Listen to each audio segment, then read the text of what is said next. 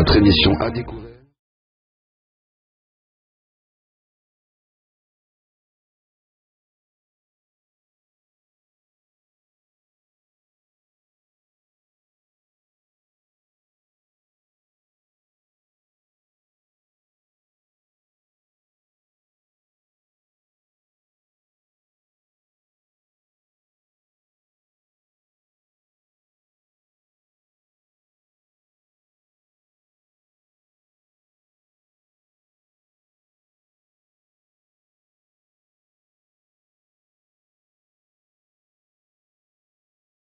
Comcom TV, la télé de Lyon, donc pour un nouveau plateau.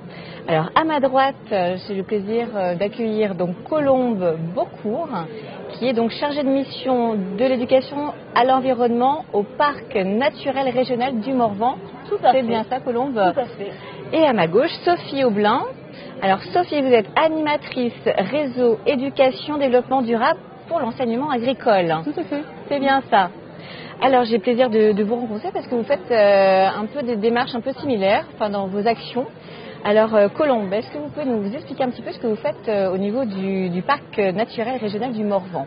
Oui, bien tout à fait. Donc effectivement, nous on va mener des actions de pédagogie à l'environnement. Notamment pour les classes qui sont situées sur notre territoire, donc au sein du parc naturel régional, donc des écoles, des collèges, des lycées.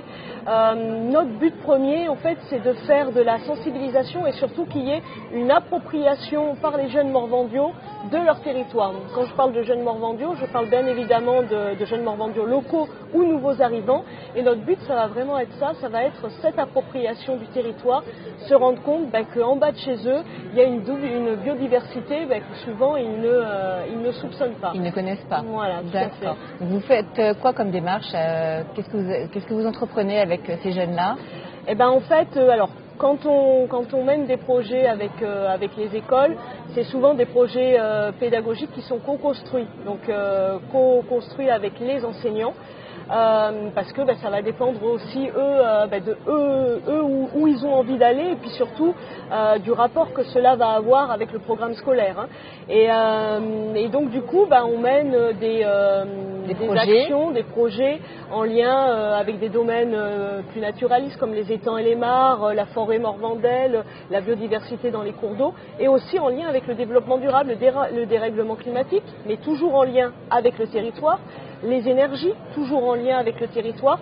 En fait, on essaie de parler d'enjeux globaux et toujours de les rattacher à quelque chose de concret. Là où ils vivent. Exactement. Voilà, pour avoir une conscience de ces jeunes. Là où j'habite, il y a ça comme biodiversité, etc. Les sensibiliser à leur environnement proche. Et quand on parle par exemple, vous voyez, de dérèglement climatique, le but à un moment donné, c'est de montrer concrètement, en bas de chez moi, comment je vais être touchée par ce dérèglement-là. Est-ce que la biodiversité va changer? Est-ce que les essences forestières vont changer? Enfin voilà, le but c'est vraiment à chaque fois de rattacher ça au territoire pour que ça leur parle davantage et qu'on soit vraiment dans le concret. Ils sont surpris les jeunes que ça peut changer vraiment aux portes de chez eux, au niveau de la nature, vraiment.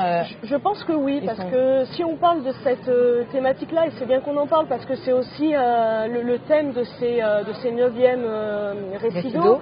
Donc c'est vrai que ils ont toujours l'impression, ils en ont entendu parler, tout le monde a entendu parler de dérèglement climatique, de réchauffement climatique. Mais les jeunes morvandiaux, ils n'ont pas forcément conscience que ça peut aussi les toucher directement. Et donc c'est toujours bien de replacer un petit peu les choses dans l'espace et le temps et montrer que c'est pas simplement une vue de l'esprit, quelque chose dont on a entendu parler, mais que concrètement il va y avoir des impacts. Il se passe des choses ici. Alors vous, Sophie, pareil, vous êtes au niveau de l'enseignement agricole. Qu'est-ce que vous faites exactement? Alors je suis animatrice du réseau éducation pour un développement durable. Donc depuis une quinzaine d'années, je suis chargée de créer les ressources pédagogiques et d'accompagner les équipes pour mettre en place sur tous les lycées agricoles, les 200 lycées publics, mais aussi les lycées privés, voilà, en France, et des projets d'éducation développement durable. Alors, donc, comme quoi, par exemple, des projets concrets? Il y a des projets qui sont menés en lien avec les programmes classiques, mais aussi les programmes qui sont écrits à l'initiative des établissements. parce qu'il y a une grande latitude à ce niveau-là. Et puis aussi des projets qui sont menés par les jeunes qu'on appelle les éco-responsables, qui font des projets en dehors des heures scolaires quand ils sont sur les heures d'internat par exemple. Et là, il y a pléthore d'expériences. Alors ça va d'une giftbox où ils posent quelque chose, ils reprennent quelque chose. Donc des travaux avec des associations, des maisons de quartier. Mais ça va aussi sur des choses plus techniques. Et là, en ce moment, ils se mobilisent beaucoup sur la question du sol et du changement climatique. Parce que, comme on sait, le changement climatique, ça passe aussi par ces questions de sol. Et si l'enseignement agricole ne se questionne pas là-dessus, c'est quand même un petit peu dommage. Donc ça permet de créer vraiment des ressources pédagogiques qui sont après utilisables dans tout l'enseignement agricole. Au niveau national. D'accord, c'est un échange. Exactement. Donc sur un site internet qui a été créé spécialement, eh bien, on peut avoir des témoignages, les ressources pédagogiques qui ont permis de se questionner, et notamment avec l'agence de l'eau, il y a eu beaucoup de choses autour des classes d'eau. Des classes d'eau, on va dire élèves, classiques, mais des classes d'eau aussi en direction du public adulte, avec des éleveurs notamment, voire des classes d'eau internationales. Donc ça c'est pareil, ça questionne le local jusqu'au global ou l'inverse. D'accord. Est-ce que ça je pose souvent la question, est-ce que vous voyez les jeunes publics, ou même au niveau de l'enseignement, les jeunes avoir une prise de conscience au niveau de l'état de notre planète aujourd'hui? Est-ce qu'il y a des questions qui sont récurrentes? Est-ce que vous voyez une évolution?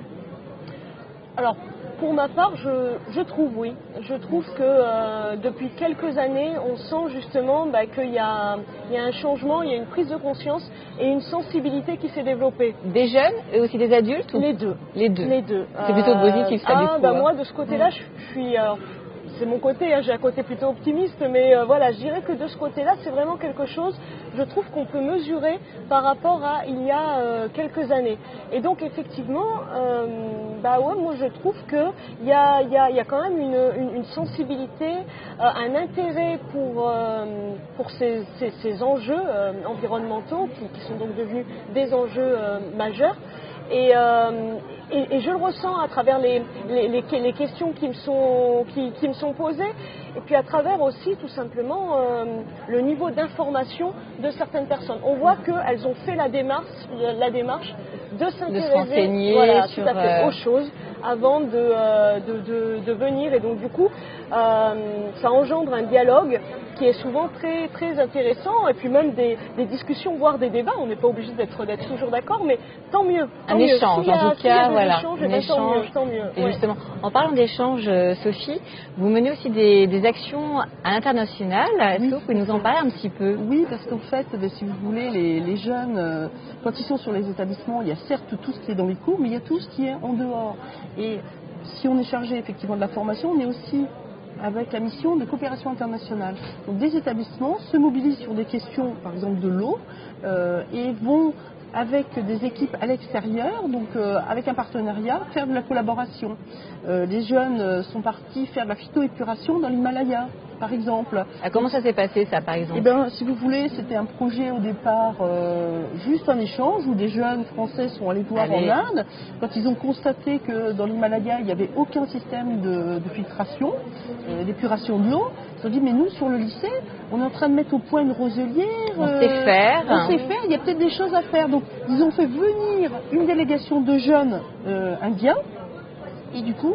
Donc en France, voilà, pour apprendre, pour montrer ce que nous on savait faire. Finalement, c'est les Indiens qui leur ont appris plus de choses, comme quoi des fois on a des surprises.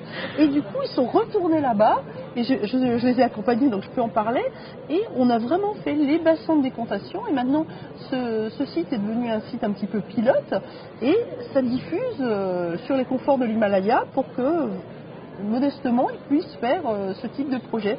Alors ça, c'est pour le volet vraiment technique, éducation à l'environnement, mais sur un volet plus social, là, prochainement, il y a un projet d'un lycée qui n'est pas dans la région, mais qui est hyper intéressant, autour de l'équipement d'une coopérative au Cameroun, pour que des jeunes apprennent à faire du chocolat, pour le coup équitable, au lieu de vendre les fèves de cacao des grandes multinationales qui leur achètent pour rien. D'accord. Voilà, et après, donc ce cacao... les tablettes de chocolat, on va les ramener dans nos bagages et c'est les jeunes qui vont se charger de faire une grande fête du chocolat. Alors ça me fait rire, moi qui suis allergique au chocolat, mais je vais quand même aller les aider à faire ça. Et puis surtout, c'est un échange de bons procédés parce que du coup, ils ont équipé donc une coopérative. L'idée, c'est là-bas, après, d'en équiper d'autres, de leur montrer, de faire de la formation, c'est ce qu'on va faire la semaine prochaine, et puis qu'ils puissent après, eux aussi, du coup, monter leur coopérative, et puis... être autonome. Voilà, on entend beaucoup parler du Nutella actuellement, et l'idée, c'est qu'ils fassent de la pâte de cacao, et on emmène avec sans nous, détruire, du coup, les habitats. On emmène donc une recette qu'ils vont tester.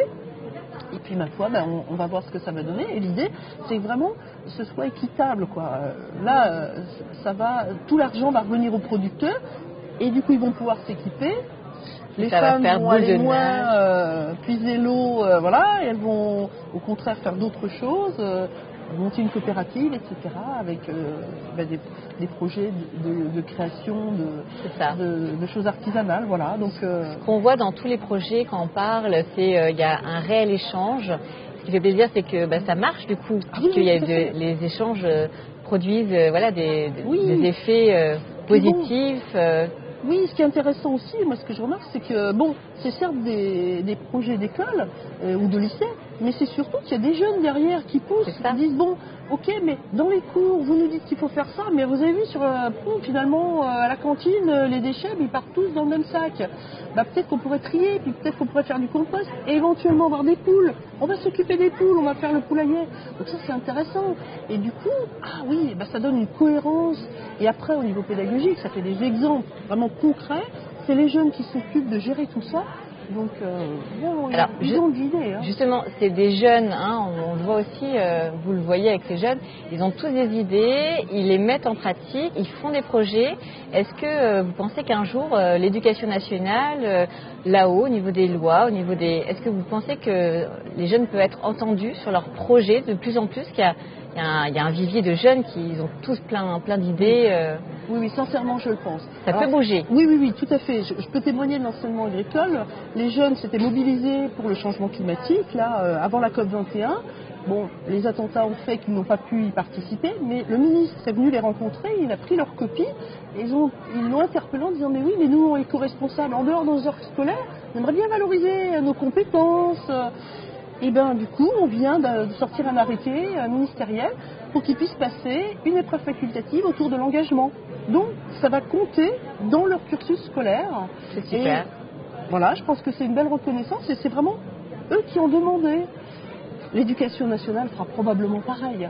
C'est très bien. Je pense que l'engagement citoyen, si les jeunes le demandent, du coup... ça peut bien sûr. générer des choses positives. Il y a certes des projets qui descendent, mais il y a aussi des choses qui remontent, des jeunes qui interpellent au plus haut niveau. Et puis du coup, il faut les entendre si on veut que la jeunesse se mobilise. Je veux dire, c'est clair. C'est très bien. Voilà. Colombe, vous avez un site internet?